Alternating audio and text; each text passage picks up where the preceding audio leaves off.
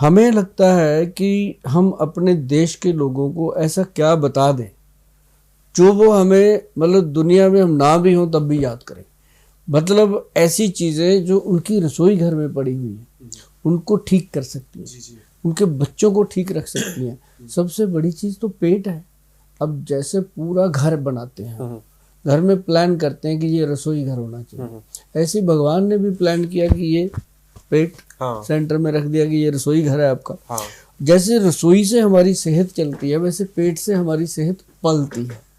तो पलना और चलना दोनों चीजें अगर सही रहें तो कमाल होती है। अब क्या होता था कि पहले होता था कि हमारी जो रसोई है वो जो हमारी दादियाँ होती थी, हमारी माँ तक का जो स्टेटस रहा वो ये रहा कि जमीन पे चूल्हा होता था मिट्टी का, वहीं बैठ के वो खाना बनाती थी और हम लोग सब इर्द गिर्द बैठ के खाते थे।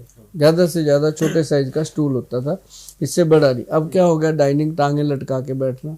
जब बहुत सारे ऐसे लोग हैं जो मतलब बोलने में कई बार सख्त शब्द बोला जाए तब भी बुरा नहीं है, जो लोग बेड पे बैठ के खाते हैं। भाई साहब आप आजमा के देखना। बहुत लोग मुझे कहते हैं कि गोयल साहब आप कहते हो बेड पे खाना बैठ के नहीं खाना चाहिए, क्या होता है?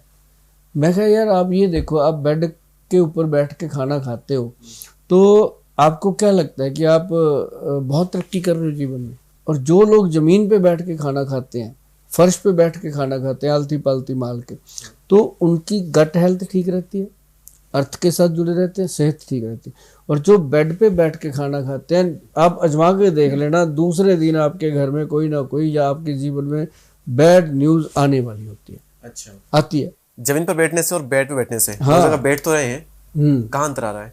जो बेड है ना उस पे हम सारे कर्म करते हैं।